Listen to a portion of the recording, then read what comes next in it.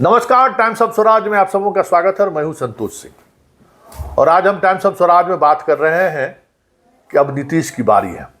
जी हां, जिस तरीके से ईडी और सीबीआई बिहार में लगातार कैंप कर रही है और जिस अंदाज में नीतीश के आसपास के लोगों की घेराबंदी कर रहे हैं, उससे ये साफ संकेत मिलने लगे हैं कि अब नीतीश की बारी है।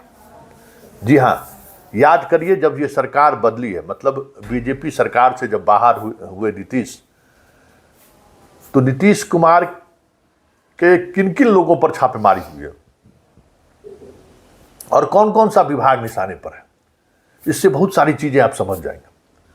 अभी पिछले 3 दिनों से जदयू के एमएलसी राधाचरण सेठ से 2 दिनों तक लगातार पूछताछ हुई है, लगभग 16-17 घंटे पूछताछ हुई है।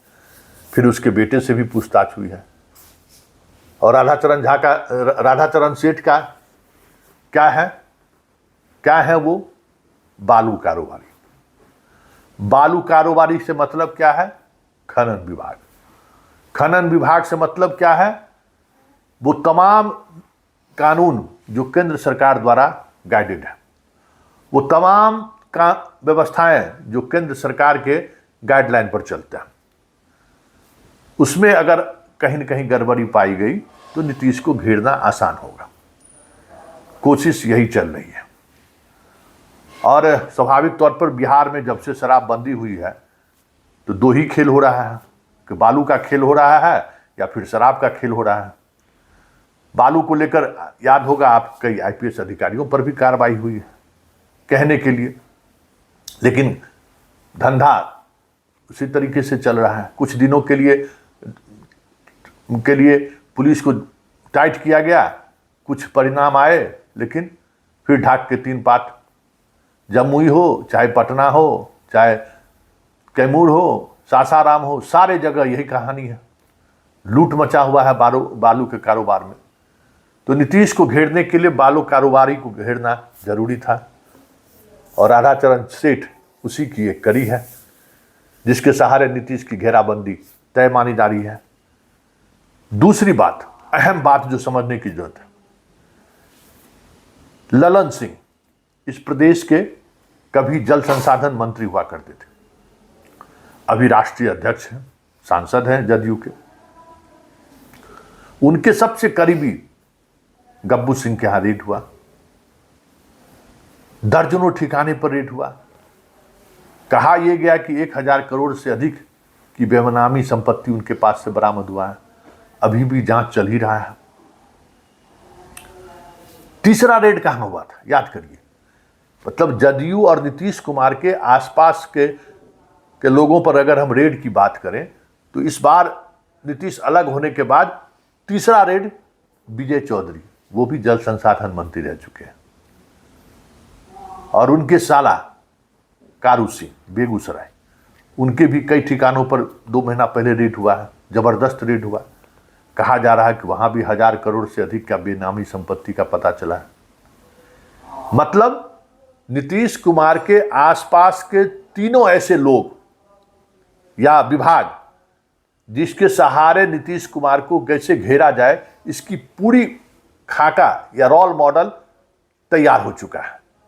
और जो जानकारी दिल्ली से मिल रही है कि संजय मिश्रा जो ईडी के चीफ हैं, जो इसी सितंबर में रिटायर्ड होंगे, लेकिन अब नई व्यवस्था में भी उनका नाम चलने लगा है, chief investigating officer of India करके भी एक पद का सृजन किया जा रहा है, जिस पद में को उनको चीफ बनाने की बात आ रही है, और वो सीबीआई और ईडी दोनों के चीफ होंगे। ये बातें चल रही हैं, लेकिन फिलहाल जो वक्त उनके पास है, उस वक्त में टारगेट नंबर 1 नीतीश कुमार है और नीतीश कुमार को लेकर फाइलें बननी शुरू हो गई है। जल संसाधन विभाग टारगेट पर है, मतलब संजय झा भी टारगेट पर है। मतलब पूर्व ललन सिंह जल संसाधन मंत्री, पूर्व ललन सिंह के बाद विजय चौधरी के बाद संजय झा है।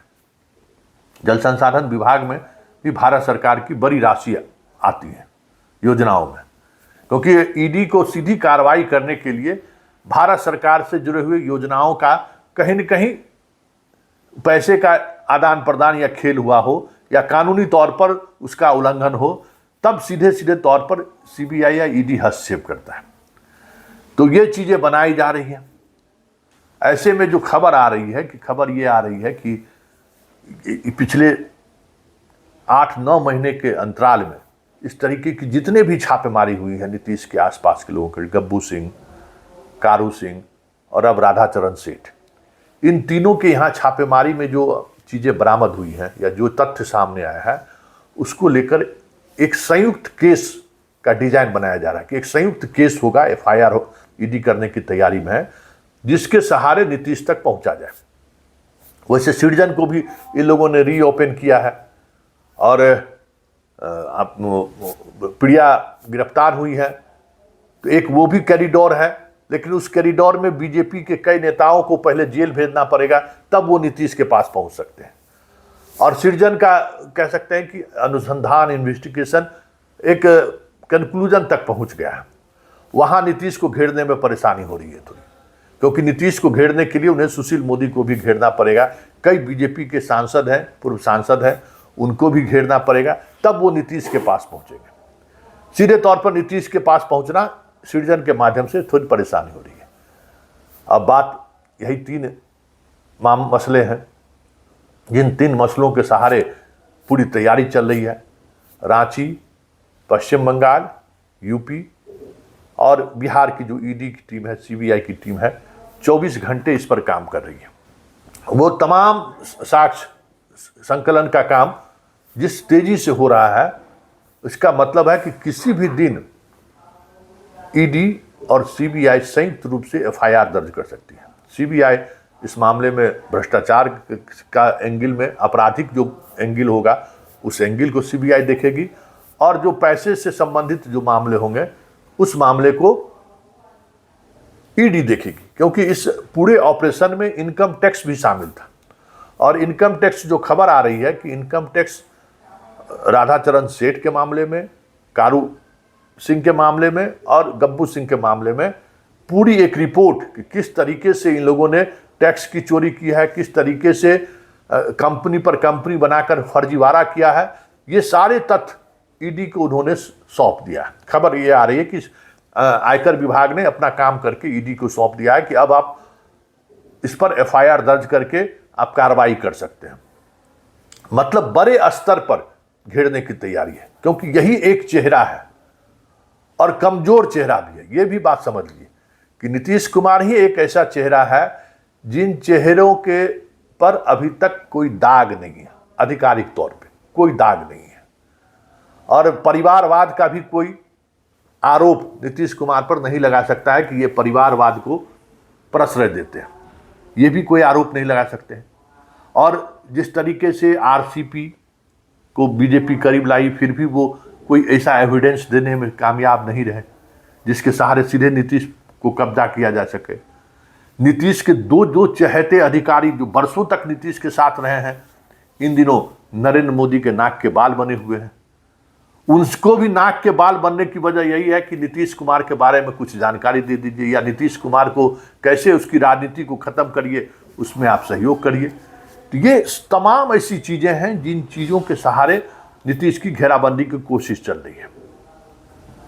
और ईडी पूरे जिस अंदाज में काम कर रही है, हमें लगता है कि 15 सितंबर से पहले बड़ा ऑपरेशन नीतीश के खिलाफ बिहार में हो जाए तो कोई बड़ी बात नहीं होगी, क्योंकि अंदाज वही है और अंदाज का जो तरीका है वो भी वैसा ही है। ये देखने वाली बात होगी, ये समझने वाली भी बात होगी, क्योंकि और एक और बात है कि नीतीश ही कमज़ोर करीब ही है। अगर एफआईआर दर्ज हुआ और कार्रवाई तेज हुई तो हमें नहीं लगता है कि नीतीश और नीतीश के टीम के कई सदस्य ऐसे हैं जो पाला बदलने में देर नहीं करेंगे, या फिर नीतीश पर दबाव बनाना शुरू कर देंगे कि अब बहुत हुआ, अब चलिए विपक्षी एकता का खेल खत्म करिए, चलिए अब यहाँ से राजनीति से हटिए, अब चलिए भारत सरकार की राजनीति करने के लिए आप यहाँ छोड़िए। ये भी चीज़ें चलेगी, क्योंकि घेराबंदी उसी तरीके से है। लेकिन संकट ललन सिंह है। ललन सिंह का जो तेवर है, अब उस तेवर की वजह क्या है ये कहना मुश्किल है, लेकिन ललन सिंह के तेवर की वजह से ही जो नीतीश समय समय पर जो सॉफ्ट चेहरा दिखाना चाहते हैं श्रद्धेय अटल जी के सहारे, उस सॉफ्ट चेहरे को ललन सिंह एक अलग हवा दे देते हैं जिससे इनकी चीज़ें बदलनी शुरू हो जाती हैं। देखिए अब आगे आगे होता है क्या, लेकिन इतना तय है कि जिस अंदाज में ईडी और सीबीआई कार्रवाई कर रही है, अंदाज यही है कि बिहार में भी खेला होवे। तेजस्वी की घेराबंदी हो ही चुकी है और वो घेराबंदी सीबीआई की वजह से थोड़े दिनों के लिए टल जरूर गई है। वो हो सकता है कि लंबा टल जाए, भूमि के बदले में जो नौकरी देने का मामला है उसमें तकनीकी मामला पक्ष, लेकिन वहाँ गुजरात में जो केस हो गया है मानानी का, क्या है किसी दिन से रास्ता इसकी भी खत्म कर देगा। मतलब अब महाराष्ट्र की तरह बिहार का ऑपरेशन भी काफ़ी तेजी से शाह और मोदी की टीम शुरू कर दिया है। ये संकेत अब साफ दिखने लगा। अब इसका असर कितना पड़ेगा इस प्रदेश की राजनीति पर, यह कहना मुश्किल है, क्योंकि यहाँ पर इस तरीके की कार्रवाई को लोग दूसरे अंदाज से भी देखते हैं। और यही वजह है कि आज भी लालू यादव इतने झंझावट के बावजूद भी, इतने बड़े भ्रष्टाचार के मामले से जुड़े होने के बावजूद भी वो राजनीति में मजबूती से खड़े हुए हैं। इसकी वजह यही है कि बिहार हर उस राजनीतिक एक्शन को समझता है जिस एक्शन के सहारे कोई पार्टी अपनी राजनीति साधना चाहती है। इसलिए नीतीश को कितना नुकसान होगा ये तो आने वाला वक्त बताएगा, लेकिन इतना तय है कि बिहार के कई बड़े नेता ईडी के दरबार में नजर आए आपको जल्द ही, तो कोई बड़ी बात नहीं।